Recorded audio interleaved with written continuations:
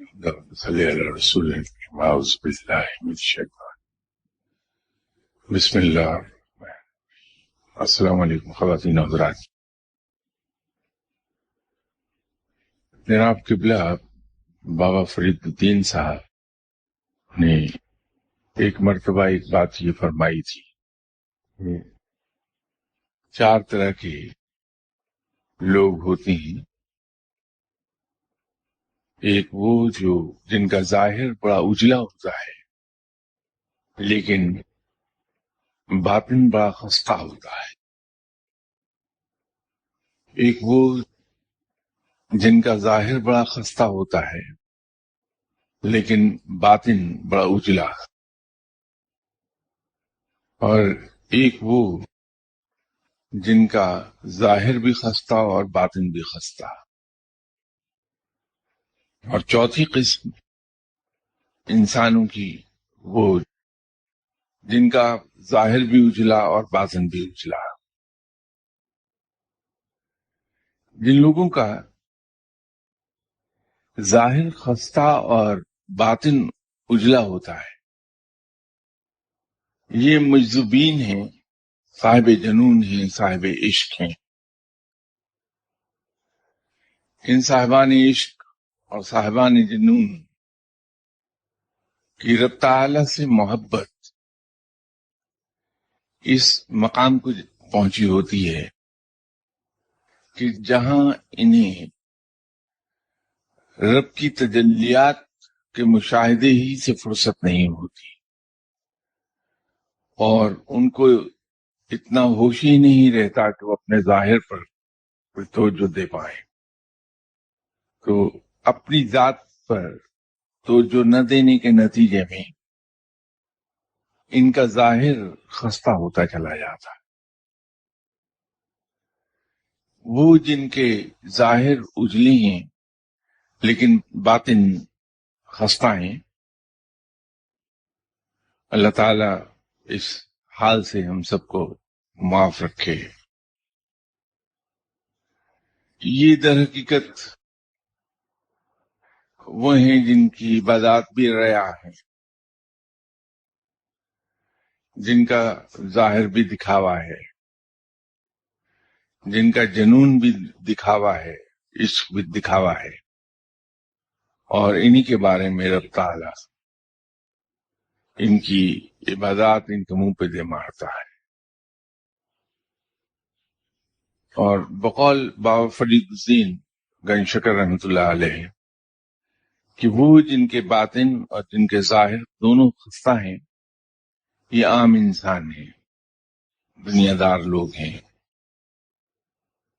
اور وہ جن کے ظاہر بھی اجلی ہیں اور باطن بھی، یہ اصل میں مشائخ ہیں جن کے نام کے ساتھ ہم شیخ لگاتے ہیں. اور رب تعالیٰ کی ان پر اتنی رحمت ہے کہ یہ صبح سے شام تک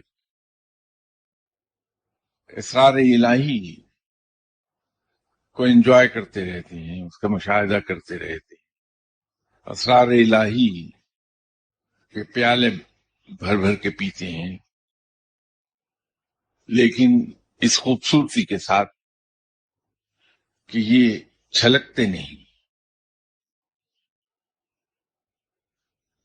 انہی لوگوں کے بارے میں یہ کہا جاتا ہے کہ جب انہیں تجلیات کا مشاہدہ ہوتا ہے اور اسرار الہی کا مشاہدہ ہوتا ہے، ان کو رب تعالیٰ دکھاتا ہے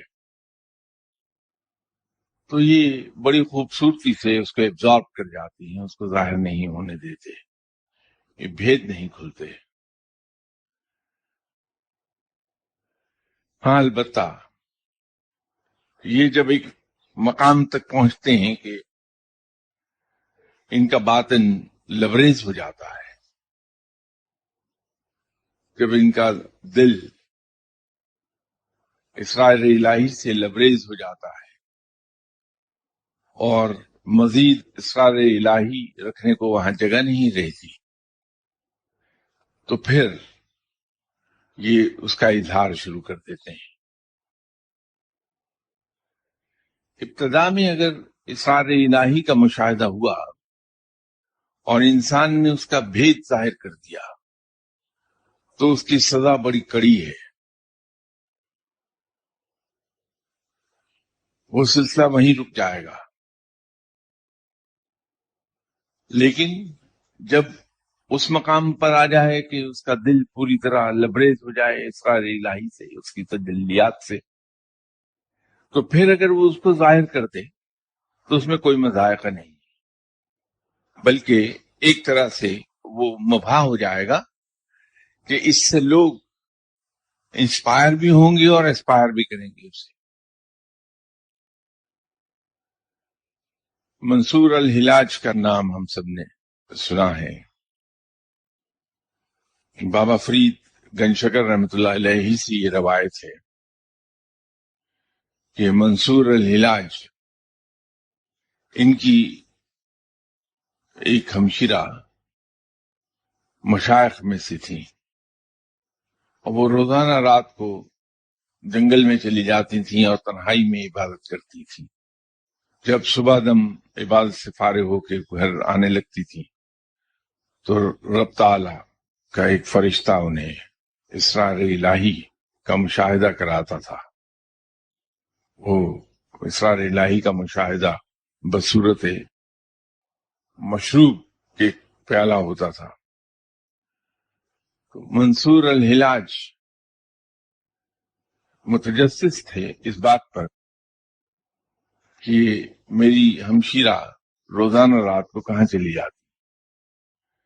تو ایک رات بہن کا پیچھا کرتے کرتے جنگل تک آئے اور ساری رات ان کو دیکھتے رہے کہ وہ تنہائی میں بیٹھ کے رب تعالیٰ کو یاد کر رہی، اور صبح جب وہ چلنے کے لیے تیار ہوئی تو فرشتے نے اسی طرح وہ پیالہ پیش کیا، اور ان کی ہمشیرہ جب پی رہی تھی تو چونکہ منصور الحلاج بھی فقیر تو تھے، درویش تو تھے، وہ تو ایک دم سے بھانپ گئے کہ یہ پی کیا رہی ہیں۔ تو جو ہی انہوں نے پینا شروع کیا تو منصور الحلاج نے ان کی طرف دوڑ لگائی اور کہا کہ بہن میرا حصہ چھوڑ دینا، اس کو میرے لیے کچھ چھوڑ دینا۔ تو جا کے بہن کے ہاتھ سے وہ پیالہ پکڑا اور اس کو پی لیا، تو پیتے ہی بے ہوش ہو گئے اور ایک نعرہ لگایا، انا الحق، یہ جو مشہور ہوا بہت۔ اور اس کے بعد جو کچھ منصور الحلاج صاحب کے ساتھ پیش آیا وہ آپ کے سامنے ہے کہ جب بادشاہ وقت کے حکم پر ان کو قتل کیا گیا تو بہن نے کہا، افسوس، اسرار الہی کو پی تو لیا لیکن اسے برداشت نہیں کر سکے، مجھے بھی رسوا کیا اور خود بھی رسوا ہوئے۔ تو ارلی سٹیجز میں بعض اوقات اسرار الہی کے افشا کی سزا بہت سے فقیروں نے سزائے موت کی صورت میں جھیلی ہے۔ تو ابتدا میں تجلیات اور اسرار ان کو اپنے اندر ایبزارب کرنا چاہیے، یہ زبان پر نہ آئے کہ ہم نے کیا دیکھا، کیا محسوس ہوا، ہمارے ساتھ کیا پیش آیا، میرے دل کی کیفیات کیا ہیں۔ جب ہم اسرار الہی کا ذکر کر رہے ہیں تو میں آپ حضرات کی معلومات کے لیے عرض کر دوں کہ جس طرح 70,000 جہان ہیں، اسی طرح اسرار الہی کی تعداد بھی 70,000 ہے۔ مردان حق اسرار الہی کا مشاہدہ کرتے ہیں، تجلیات کا مشاہدہ کرتے ہیں، اور ان کی حالت سوئی برابر فرق نہیں آتا۔ اس کی وجہ ہے کہ یہ مردان حق جو ہیں، صاحبان علم، صاحبان باطن، ان کی ابتدا بہت سخت محنت، مشقت اور ریاضت سے ہوتی ہے، اور یہ بڑے کڑے مجاہدے کاٹتے ہیں. تو یہ اتنے سخت مجاہدے کرنے کے بعد مجاہدے سے مشاہدے تک کا سفر طے کرتے ہیں،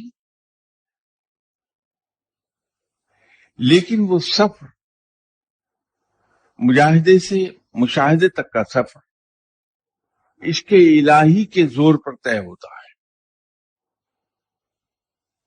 ان کو جو مجاہدے سے مشاہدے تک لے کر جاتا ہے، جو چیز وہ کیریئر ہے اس سفر میں، وہ عشق الہی ہے، رب تعالی سے محبت ہے.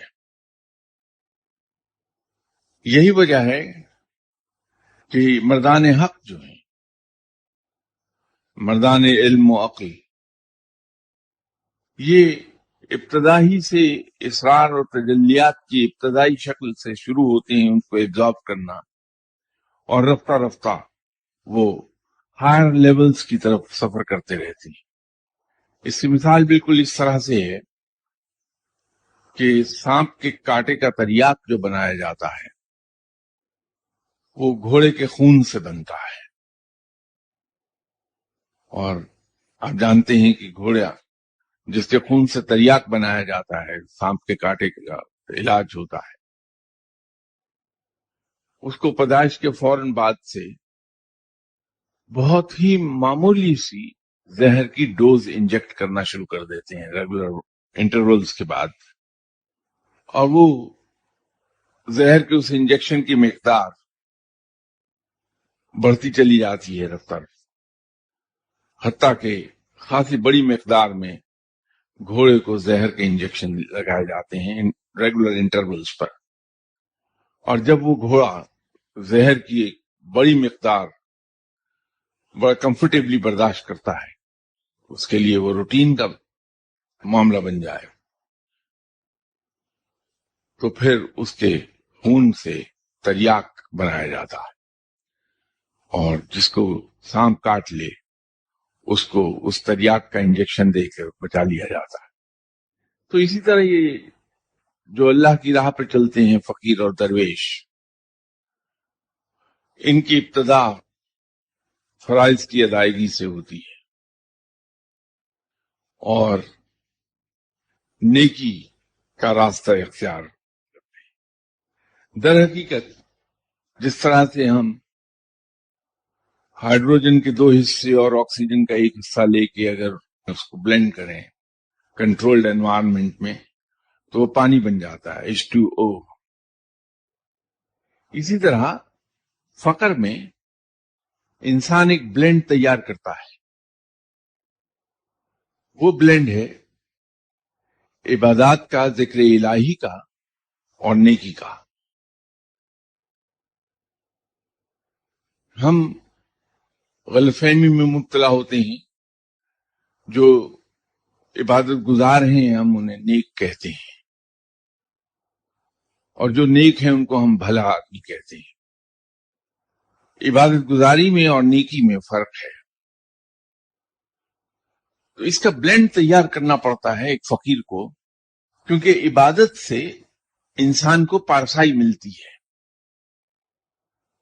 تو جب اس پارسائی اور نیکی کا ایک بلینڈ تیار ہو جاتا ہے کہ انسان پارسا بھی ہے اور نیک بھی ہے،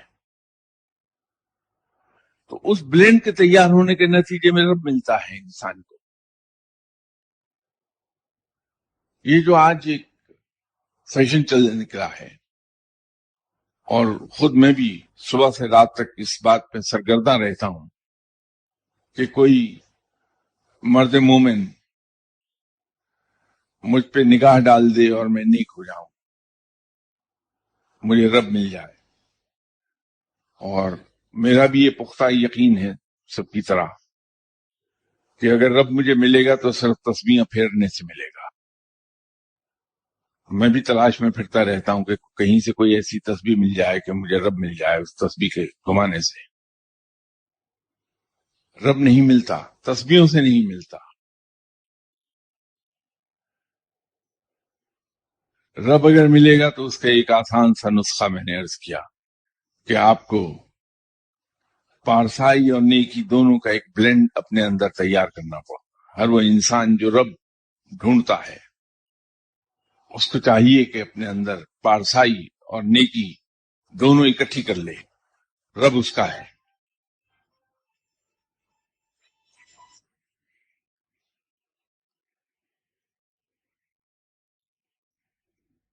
میں معافی چاہتا ہوں، کنسنٹریشن ہی ختم ہو گئی میری.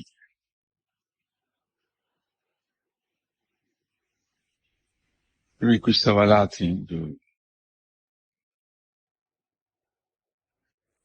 سوری شاہ صاحب، سوالوں کے جواب سے پہلے یہ جو رب کی تجلیات کی جو امپورٹنس ہے اس کا کنسیپٹ ہی نہیں کلیئر ہوا. جو ہماری بیسک وہ توحید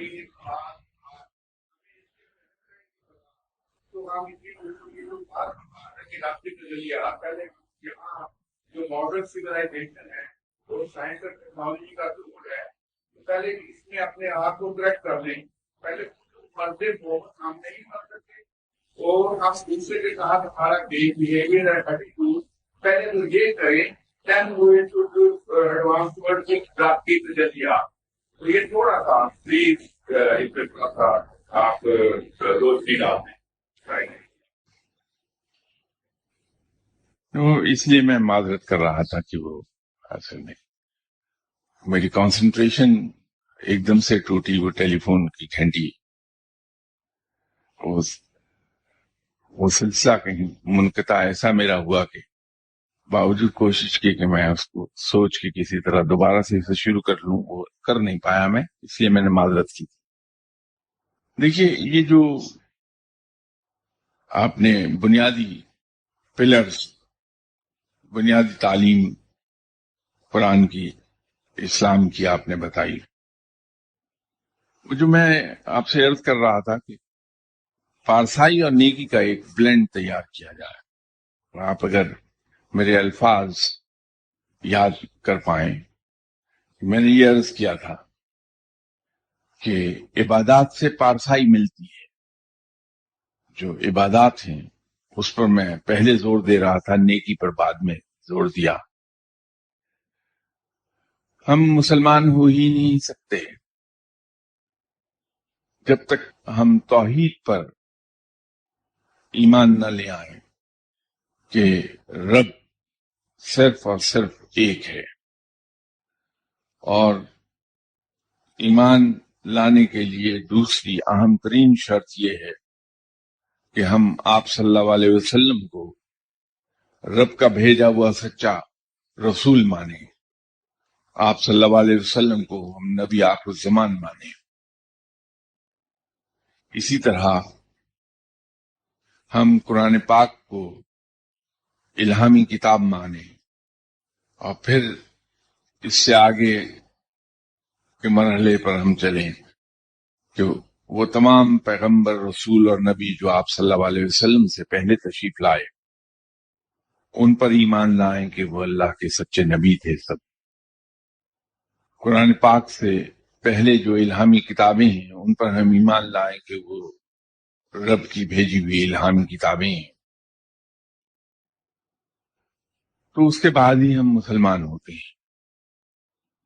اس کے بعد مسلمان ہونے کے بعد پھر ابتدا ہوتی ہے رب کی اطاعت کی، اور وہ اطاعت ہمیں بندگی کی طرف لے جائے گی. بندگی اطاعت سے اگلی منزل ہے، اس کی سپیریئر فارم ہے اطاعت کی. تو جہاں انسان بندگی کے مقام پر آئے گا اس میں پارسائی پیدا ہو جائے گی. اس پارسائی کو جب ہم نیکی کے ساتھ ملا لیں گے، اس کا بلینڈ تیار کر لیں گے. نیکی کیا ہے؟ زندگی گزارنے کا وہ ڈھنگ جو آپ صلی اللہ علیہ وسلم نے ہمارے لیے اپنی عملی زندگی کی صورت میں بطور نمونہ ہمیں ہمارے لیے چھوڑا. جب ہماری زندگی آپ صلی اللہ علیہ وسلم کی عملی زندگی کی اتباع میں داخل ہو جائے، ہماری زندگی کے رویے دوسروں کے لیے سنت کی اتباع میں ہو جائیں، سنت کے مطابق ہو جائیں، جب قانون اور اصول کے لیے ہمارا احترام سنت کے مطابق ہو جائے، جب ہمارے دل سے دنیا کی محبت نکل جائے، جب ہمارے اندر قناعت اور توکل آ جائے، تو وہ نیکی کی راہ بن جائے گی ہماری. تو ہمیں اپنی عملی زندگی آپ صلی اللہ علیہ وسلم کی عملی زندگی کا نمونہ جو آپ صلی اللہ علیہ وسلم نے ہمارے لیے چھوڑا ہے، اس کی اتباع میں کر لیں، اور رب کی بندگی پہلے اختیار کر لیں. وہ پہلا سٹیپ ون وہ آئے گا. تو اس اطاعت اور بندگی کے نتیجے میں حاصل ہونے والی پارسائی، جب یہ یکجا ہو جائیں گی دونوں ہمارے اندر، تو رب کا قرب، رب کی دوستی ہمیں حاصل ہو جائے گی. یہاں مختلف نشستوں میں کئی بار اس بات کا ذکر ہوا کہ رب کی عبادت ہم اگر اس لالچ میں کریں، رب کا ذکر اس لالچ میں کریں، وظائف اس لالچ میں پڑھیں، ذکر اذکار اس لالچ میں کریں کہ ہمارا فلاں دنیاوی کام ہو جائے گا، تو رب رحیم و کریم ہے، مہربان ہے، وہ اس کو بھی قبول فرما لیتا ہے، اس کا بھی اجر اور ثواب عطا فرما دیتا ہے. لیکن یہ عبادت انتہائی کمتر درجے کی ہے. اور اگر ہم رب کی عبادت کریں کہ ہمیں جہنم سے نجات مل جائے گی یا رب ہمیں جنت میں داخل کر دے گا، تو رب اس عبادت کو بھی قبول فرماتا ہے، اس کا اجر اور اس کا ثواب عطا فرماتا ہے، اس لیے کہ وہ بے حد مہربان ہے. تو یہ عبادت بھی کمتر درجے کی ہے، اگرچہ پہلی جو عبادت کا ذکر میں نے کیا اس سے بہتر. اگر ہم رب کی عبادت اس لیے کریں کہ یہ رب کا حکم ہے، تو بھی قبول ہو جائے گی، اس کا ثواب، اس کا اجر مل جائے گا. اور گرچہ یہ پہلی دو بیان کردہ عبادات سے بہتر ہے، لیکن پھر بھی کمتر درجے کی ہے. لیکن اگر ہم نے اپنے رب کی عبادت صرف اس لیے کی کہ ہم نے اسے دل سے لائق عبادت جانا، اور یہ غرض نہ رہی ہمیں کہ اس عبادت کے جواب میں رب ہم سے کیا سلوک کرے گا، ہم صرف اس لیے اس کی عبادت کرتے چلے جائیں رب کی کہ ہم اسے سچے دل سے لائق عبادت سمجھتے ہیں، تو یہ سب سے اعلیٰ درجے کی عبادت ہے. تو جب ہماری عبادت اس مقام کی ہو جائے کہ ہم صرف اور صرف اس لیے رب کی عبادت کریں کہ ہم سچے دل سے یہ سمجھتے ہیں کہ ہمارا رب اتنا عظیم ہے اور رب ہمارا اتنا بڑا محسن ہے کہ وہ لائق عبادت ہے. اب اس عبادت کے، اس بندگی، اس اطاعت کے نتیجے میں وہ ہمارے ساتھ کیا سلوک کرتا ہے، یہ اس کی ثوابدید ہے، اس لیے کہ وہ آقا ہے، وہ مالک ہے، اور آقا اور مالک پر کبھی انگلی اٹھائی نہیں جا سکتی. تو جب ہم بندگی کے اس مقام پر جا پہنچتے ہیں کہ ہماری عبادات محض اس لیے ہو جاتی ہیں کہ ہمارا رب لائق عبادت ہے، تو ہمیں پارسائی ملتی ہے. تو یہ جو پوائنٹس آپ نے اٹھائے، یہ بنیادی پوائنٹس ہیں، اور جو شخص رب کی تلاش میں نکلا ہے وہ ان راہوں سے گزر کر اس مقام پر آتا ہے کہ وہ رب کی تلاش میں نکلے. ان راہوں پر چلے بغیر، ان بنیادی مقامات سے گزرے بغیر وہ اس مقام پر آ ہی نہیں سکتا کہ جہاں اس کو رب کی تلاش ہو جائے.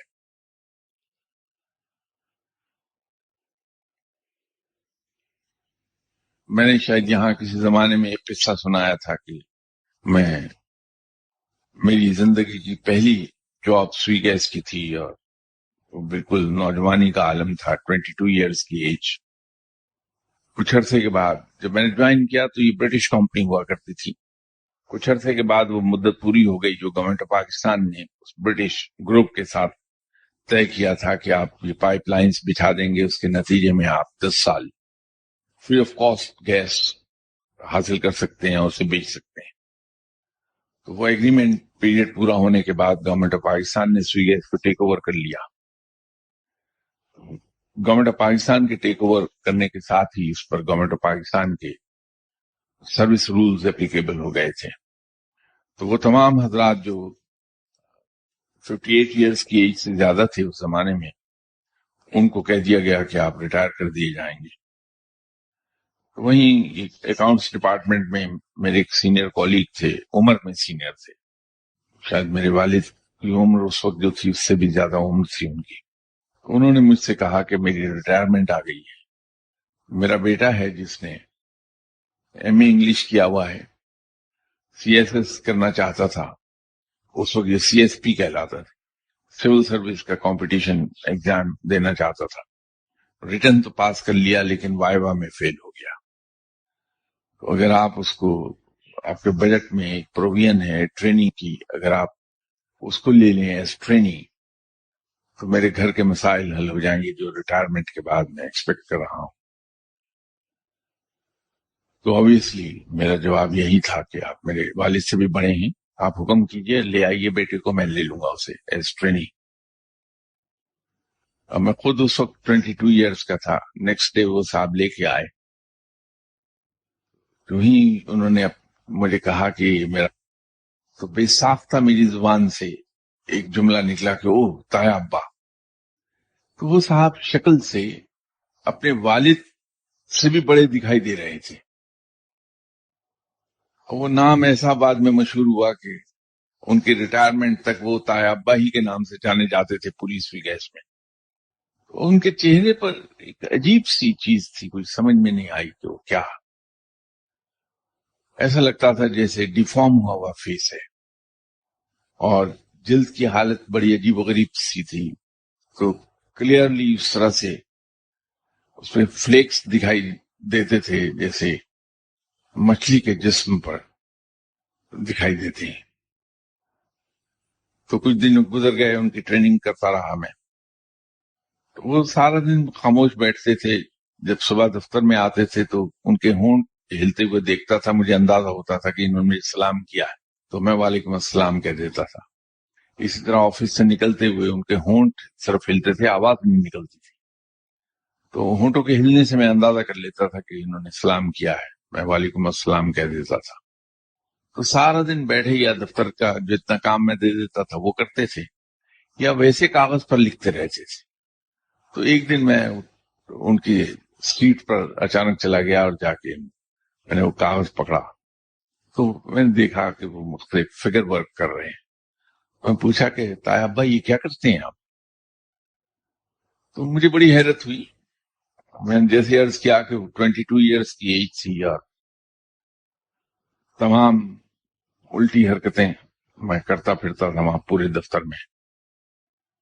کسی کو یہ اندازہ ہو ہی نہیں سکتا تھا کہ میں رب کے نام سے بھی کہیں واقف ہوں، اور کسی شخص کے علم میں یہ نہیں تھا کہ میں کوئی اللہ کو یاد بھی کرتا ہوں۔ اور یہ وہ زمانہ تھا جب میں 40-42 وظیفے صبح اور 40-42 وظیفے رات کو پڑھا کرتا تھا، لیکن بہت چھپ کے۔ تو ان صاحب نے چھوٹتے مجھے جو بات کہی، کہنے لگے سر آپ بھی بہت عبادت کرتے ہیں، اللہ کو پکارتے ہیں، کبھی آپ کی طرح میں بھی اللہ کو ایسے ہی پکارا کرتا تھا، اور مجھے شوق تھا ولی اللہ بننے کا، تو میں کافی حد تک آگے چلا گیا۔ جو ولایت کا سفر ہے، فقر کا سفر ہے، اس میں ابتدائی مرحلہ جو آتا ہے وہ یہ آتا ہے کہ انسان کو جنات وغیرہ دکھائی دینے لگتے ہیں، ان سے انسان گفتگو بھی کر لیتا ہے، لیکن یہ بڑا ابتدائی مرحلہ ہے۔ تو بہت سے لوگ اسے ہی منزل سمجھ کے یہیں رک جاتے ہیں۔ تو اس نے کہا کہ میں وہاں تک آ گیا تھا، اور کشف حاصل ہونے میں کوئی زیادہ مجھے عرصہ دکھائی نہیں دیتا تھا. یوں لگتا تھا کہ اب میں صاحب کشف ہو جاؤں گا. بدقسمتی یہ ہوئی کہ ایک دن اچانک شیطان میرے ساتھ کامیاب ہو گیا، اور میرے دل میں یہ خیال آ گیا کہ جب میں صاحب کشف ہو جاؤں گا تو زمین میں چھپی ہوئی دولت میں دیکھ لوں گا اور وہ نکال لوں گا. ان دنوں ریس کی اجازت تھی. ریس میں جو گھوڑے جیتنے والے ہوں گے ان کے نمبر میں کشف کے ذریعے دیکھ کر اس پر بیٹنگ کر لوں گا اور میں امیر ہو جاؤں گا. تو بقول ان کے کہ یہ خیال آیا تو اس کے ایک ویک کے اندر میری شکل بدل گئی، سب کچھ چھن گیا، اور سزا کے طور پر میری شکل اس طرح کی ہو گئی ہے کہ جب میں آپ کے پاس انٹرویو کے لیے آیا تھا تو آپ نے چھوٹتے بے ساختہ کہا تھا تائے ابا. اب جو ذکر الہی ہے، جو ہم تسبیحات کرتے ہیں، جو عبادات کرتے ہیں، اگر کہیں خدا نخواستہ اس میں یہ عنصر داخل ہو جائے جیسے میں نے ان صاحب کا ذکر کیا بس، تو پھر انجام وہی ہوتا ہے کہ بہت مار پڑتی ہے. انسان اس راہ کی طرف چلتا اسی صورت میں ہے اگر اخلاص اور لگن قائم رہے. جیسے میں نے آپ سے کہا کہ ریاضت سے مجاہدے تک کا سفر صرف اس صورت میں طے ہوتا ہے جب عشق الہی دل میں ہو، جب رب کی محبت دل میں ہو، ورنہ ریاضت ہی میں کھویا رہ جاتا ہے. وہ سفر آگے جاتا ہی نہیں، کبھی مشاہدے تک انسان پہنچ ہی نہیں پاتا. تو جب تک کہ ہم ان بنیادی نکات پر زور نہیں دیں گے اس وقت تک یہ سفر آگے چلے گا ہی نہیں. اور اس دن میں کسی صاحب کے پاس کوئی سوال ہے اگر؟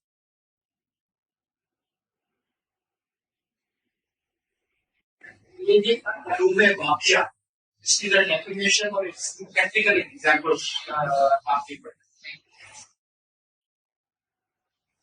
میں آپ کی اطلاع کے لیے بالکل عرض کر دیتا ہوں. لیکن جہاں اصل میں ہمارے لیے پرابلم آ رہی ہے، بہت بڑی پرابلم ہے جس کی وجہ سے ہم آگے بڑھ نہیں پاتے، وہ یہ ہے کہ ہم بڑی بڑی ٹرمنالوجی کو جب پڑھتے ہیں کہیں یا کسی کی زبان سے سنتے ہیں تو بہت متاثر ہو جاتے ہیں اور انہی کے پیچھے دوڑنے لگتے ہیں. یہ بالکل ایسا ہے کہ اگر میں بائسیکل ابھی نہیں چلا پا رہا، لیکن اگر میں کسی پائلٹ سے ملتا ہوں اور وہ پائلٹ اپنا کوئی قصہ سناتا ہے تو میں یہ بھول کر کے مجھے ابھی سائیکل بھی چلانا نہیں آتی، میں فلائنگ کے چکر میں پڑ جاؤں. نتیجہ یہ ہوگا نہ بائسیکل چلانا سیکھ سکوں گا نہ میں فلائنگ کر پاؤں گا. یہاں جو سلسلہ ہم نے چلایا تھا وہ یہی چلایا تھا کہ اس طرح کی گفتگو کی جائے جس کے اندر ہم ٹرمنالوجیز زیادہ استعمال نہ کریں، انتہائی سادہ زبان میں مختلف چیزوں کو ہم بیان کریں، اور اس طرح سے ہم یہ سلسلہ لے کر چلیں کہ الف بے سے ہم شروع کر دیں اور رفتہ رفتہ اس سلسلے کو آگے بڑھاتے چلے جائیں تاکہ ذہنی نشو نما ہوتی چلی جائے انسان کی، اور علم اسی طرح سے بڑھتا جائے انسان کا جیسے اسکول کالج یا یونیورسٹی کا طریقہ کار ہے کہ ہم الف بے کا قاعدہ پڑھنا شروع کرتے ہیں اور فائنلی ہم ڈاکٹریٹ کی ڈگری لے کے نکلتے ہیں. اگر ہم یہ ٹامک ٹوئیاں ماریں گے کہ آج ہم الف بے کا قاعدہ اٹھا لیا، 15 دن کے بعد کہیں شیکسپیئر کا ورکس کی کتابیں لے آئے، اس کو پڑھ لیا، اس کے کچھ دن کے بعد آئنسٹائن کی لکھی ہوئی کتاب لے آئے، اس کو پڑھنا شروع کر دیا، تو نتیجہ یہ ہوگا کہ ہم کسی طرف کو چل نہیں پائیں گے. مجھے اعتراض نہیں, میں تو بولتا چلا جاؤں, لیکن وہ کنفیوژنس جو کریٹ ہوں گے ہم سب کے ذہنوں میں کہ ہم اس کو سمجھ ہی نہیں پائیں گے, وہ نقصان ہے. اگر اس سلسلے کو اسی طرح ہم چلنے دیں کہ آسان روزمرہ کی زبان میں ہم علوم سے آگے کی طرف ہم بڑھتے چلے جائیں. اب یہ عبادات کا ذکر یہاں اب نہیں ہوتا, کسی زمانے میں یہاں صرف عبادات پر ہی بات کی جاتی تھی. اس کے بعد یہاں ہم نیکی پر بات کرنے لگے. اور پچھلے 2-3 سال کے اندر بڑھتے بڑھتے معاملہ اب وہاں آیا ہوا ہے جہاں تجلیات مشاہدات یہ ہیں. تو میری گزارش ہوگی کہ اس سلسلے کو یوں ہی چلنے دیں. ایسی جو سوالات ہیں جو ایڈوانس لیول کے ہیں وہ اگر آپ مجھ سے علیحدگی میں پوچھ لیں تو میں ایک آدمی کے لیے وہ سارا بیان کر دوں گا, تاکہ باقی حضرات جو یہاں شروع سے آ رہے ہیں ان کے یہاں کنفیوژن پیدا نہ ہو. آپ نے اس کنفیوژن کو تھوڑا سا, اس کا ایک ہلکی سی جھلک ابھی آپ نے دیکھی تھی جن صاحب نے سب سے پہلے سوال کیا تھا. تو وہ تجلیات کا انہوں نے کہا کہ آپ تجلیات پر چلے گئے لیکن عبادات کی تو بات کر لیں, اس لیے کہ وہ چونکہ یہاں اٹینڈ نہیں کرتے رہے اس لیے ان کے علم میں نہیں تھا. تو میں اس کنفیوژن سے بچنا چاہتا ہوں. ادروائز یہ ٹرمینالوجیز استعمال کی جا سکتی ہیں بڑی آسانی کے ساتھ. جی جی جی جی فرمائیے. کیا ہم سمجھنا چاہتے ہیں کہ ہمیں نیکی کرنے کی عادت پڑنی چاہیے؟ اور نمبر 2, یہ جو ہم ہیرو کا ولی اللہ بابا فرید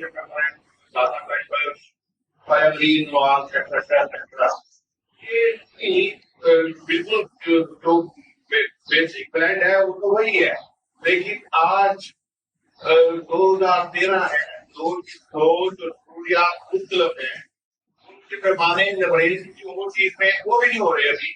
تو میرے خیال میں اس وقت تک ہم اس کو پریکٹس نہیں لائیں گے جب کوئی ایسا ولی لوگوں میں سے نہیں ہوگا جو ان چیز کو ان کی ضروریات کے مطابق انہیں پیغام کو اپنے بلینڈ کو اپنے فلسفے کو بنیادی چینج کر کے لائے, پھر ہم بندے بنیں گے. بات یہ ہے کہ جب سے انسان وجود میں آیا اس کی ریکوائرمنٹ کبھی بھی تبدیل نہیں ہوئی, ریکوائرمنٹ وہی رہتی ہے. صرف انسان کی جب سوچ بدلتی ہے تو اس کی خواہشات بدل جاتی ہیں, ریکوائرمنٹس تو وہی رہتی ہیں, صرف خواہشات میں تبدیلیات. جب ہم اپنی ضروریات کو بیئرسٹ منیمم پر رکھتے ہیں, اپنی خواہشات کو قابو میں کر لیتے ہیں, تو ہماری ضروریات بھی کم ہو جاتی ہیں. وہ تھوڑے ہی میں ہم مطمئن ہو جاتے ہیں. جیسے ایک زمانے میں سخاوت کی ڈیفینیشن بیان کرتے ہوئے میں نے عرض کی تھی آپ کی خدمت میں کہ سخی کی ڈیفینیشن یہ ہے کہ جب وہ کسی کو کچھ دے تو بہت بھی تھوڑا لگے, اور جب کسی سے کچھ لے تو تھوڑا بھی اسے بہت لگے, وہ سخی ہے. تو جب انسان کے دل میں غنا پیدا ہو جاتا ہے, انسان طبیعتاً غنی ہو جاتا ہے, تو وہ تھوڑے میں راضی ہو جاتا ہے, اس لیے کہ اس کی خواہشات ختم ہو جاتی ہیں.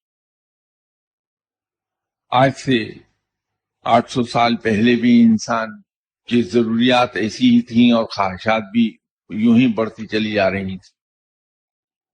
1000 سال پہلے بھی اور 1400 سال پہلے بھی یہی کیفیات تھی. جب تک کہ ہم ذہنی طور پر کنونس نہیں ہوتے پوری طرح کہ نیکی ہے کیا اور نیکی ہمیں کس طرف لے جائے گی, اس کا حاصل کیا ہوگا، ہم نیکی اختیار کر نہیں سکتے جب تک کہ ہمیں یہ نہ معلوم ہو کہ عبادت کیا ہوتی ہے اور عبادات اختیار کرنے سے حاصل کیا ہوتا ہے، ہم کہاں جا پہنچتے ہیں، تو ہم عبادت کی راہ چل نہیں سکتے۔ آپ نے بالکل بجا فرمایا کہ یہ جاننے کے بجائے کہ نیکی کیا ہے، نیکی پر عمل کیوں نہ کیا جائے۔ بالکل درست ہے بات آپ کی۔ نتائج صرف اور صرف عمل سے پیدا ہوں گے، نہ خواہشات سے ہوتے ہیں نتائج پیدا، اور نہ تھیوری جاننے سے ہوتے ہیں۔ نتائج ہمیشہ عمل سے آتے ہیں، لیکن اس عمل کے مرحلے تک جانے کے لیے جو انسپائریشن ہے وہ کیوں کر آئے گی؟ جب تک انسپائر نہیں ہوتا بندہ ایسپائر نہیں کرتا، اور انسپائریشن اسی وقت آئے گی جب ہمیں یہ پتہ چل جائے کہ عبادت کیا ہوتی ہے اور عبادت اختیار کرنے کے نتیجے میں ہمیں ملے گا کیا۔ اسی طرح نیکی ہوتی کیا ہے اور نیکی اختیار کرنے کے نتیجے میں ہمیں حاصل کیا ہوگا۔ یہ جان کر کہ عبادت کیا ہوتی ہے، نیکی کیا ہوتی ہے، وہ ہمیں انسپائر کرے گی اس پر عمل کرنے کے لیے۔ اور یہ جان کر کہ عبادت کے نتیجے میں ہمیں کیا حاصل ہوگا اور نیکی پر عمل کرنے کے نتیجے میں ہمیں کیا حاصل ہوگا، وہ ہم ایسپائر کریں گے، اس سے ایسپائریشن پیدا ہوگی۔ جو میں آپ سے عرض کر رہا تھا کہ عبادت ہمیں کہاں لے جائے گی، اس سے حاصل وصول کیا ہوگا، اور نیکی ہمیں کہاں لے جائے گی، اس سے حاصل وصول کیا ہوگا، ان دونوں کا حاصل کا ایک جو بلینڈ تیار کریں گے، اس بلینڈ کا حاصل وصول کیا ہوگا۔ وہ اس لیے ہے کہ شاید اللہ میرے دل میں یہ ڈال دے کہ میں رب سے دوستی کر لوں۔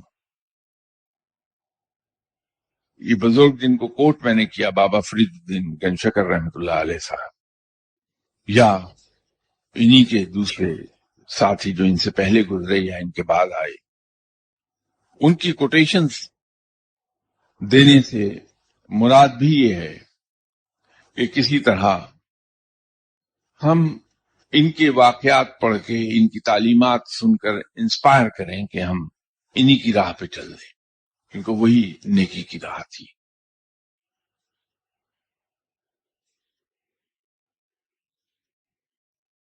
کسی صاحب نے ایک سوال پوچھا ہے، کیونکہ آج کل پولو کی ٹی شرٹ مارکیٹ میں سیل ہو رہی ہیں جس پر ہارس ایمبوس ہوا ہوتا ہے۔ بعض لوگوں کا کہنا ہے کہ یہ شرٹ پہن کر نماز نہیں ہوتی، اگر آگے ہو تو پڑھنے والے کی، اگر پیچھے ہو تو پیچھے والے کی نماز نہیں ہوتی۔ ایک کلیئر کٹ حدیث موجود ہے، اس میں ہر وہ چیز جس سے دل میں شک آ جائے جس کے بارے میں، اسے ترک کر دو۔ تو اگر ہمارے دل میں شک آتا ہے کہ ہم ٹی شرٹ جس پر پولو کا انسگنیا ایمبوس ہوا ہے، اگر ہم پڑھیں گے تو اس سے ہماری نماز نہیں ہوگی، دشوار کیا ہے؟ اس سے شک دل میں پیدا ہو رہا ہے، اسے ترک کر دیجئے۔ نماز کے وقت وہ پولو شرٹ نہ پہنیے۔ ویسے بھی نماز کے آداب یہ ہیں کہ نماز تو ہو جاتی ہے ہر حال میں، لیکن ادب کا تقاضا یہ ہے کہ ہم پوری آستین کی شرٹ پہنیں جس سے ہماری کونیاں ڈھکی جائیں۔ وہ ویسے بھی ادب کا تقاضا یہ ہے۔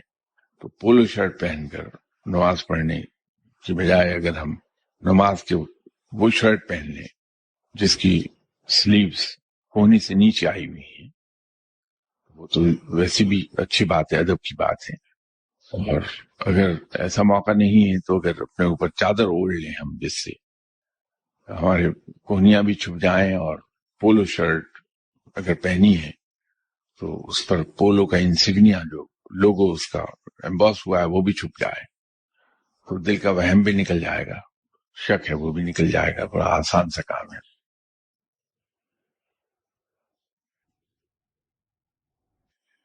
یہ گھر میں اکثر لوگوں کے گھر کے افراد کی تصاویر لگی ہوتی ہیں، ایسی صورت میں اس کمرے میں نماز پڑھی جا سکتی ہے اور محفل میلاد کرائی جا سکتی ہے؟ نہیں پڑھنی چاہیے۔ تصویروں کو الٹ دیا جائے اگر کمرے میں نماز پڑھنا ضروری ہے، یا وقتی طور پہ ہٹا دیا جائے وہاں سے۔ تصویر کے سامنے نماز نہیں پڑھی جانی چاہیے۔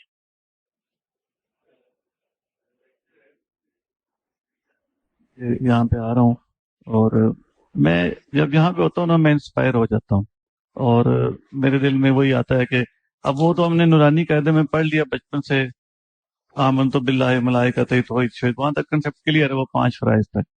اچھا پھر میں جب یہاں سے انسپائر ہونے کے بعد یہ لاہور بروز تک گاڑی موڑتا ہوں، گھر جاتے تک وہ میری انسپائریشن کا لیول ڈاؤن ہوتا جاتا ہے۔ میں چاہتا ہوں کہ آپ اسپائریشن تو ہم بعد میں ہیں کہ پہلے یہ جو انسپریشن لیول ہے اس کو سسٹین کرنے کا کوئی نسخہ یا کوئی گائیڈ لائن۔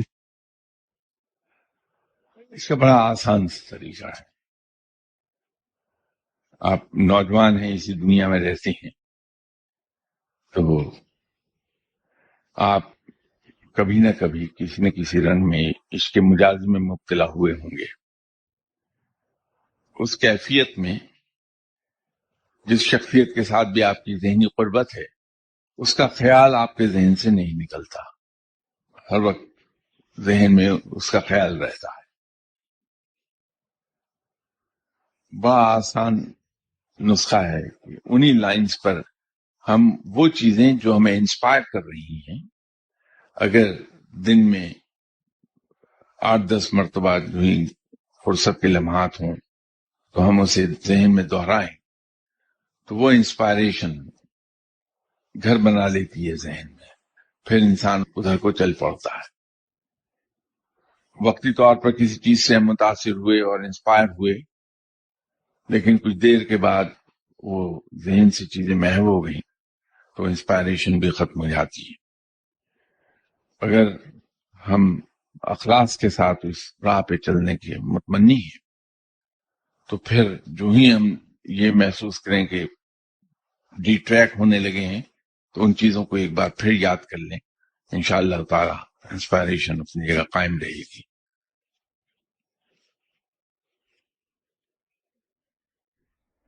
سر آپ نے فرمایا تھا کہ راہ سلوک میں سالک کو بہت مشاہدات حاصل ہوتے ہیں۔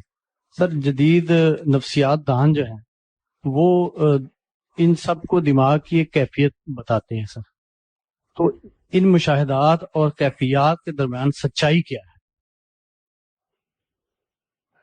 یہاں بھی جو گفتگو ہوتی ہے اس میں جب کسی ایک روحانی واردات کو آپ کی خدمت میں عرض کر رہا ہوتا ہوں تو اس کے ساتھ سائنٹیفک توجیہ ضرور اس کی دیتا ہوں،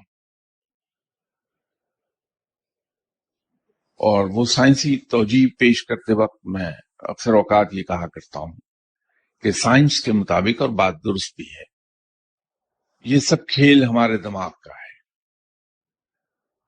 دماغ کی تمام جو فارمولیشن ہے، اس کے کون کون سے کیا کہاں کہاں حصے ہیں، ان کے کون سے سیل کیا کام کرتے ہیں، ایک خاصا وضاحت سے یہاں بات ہوتی رہی ہے۔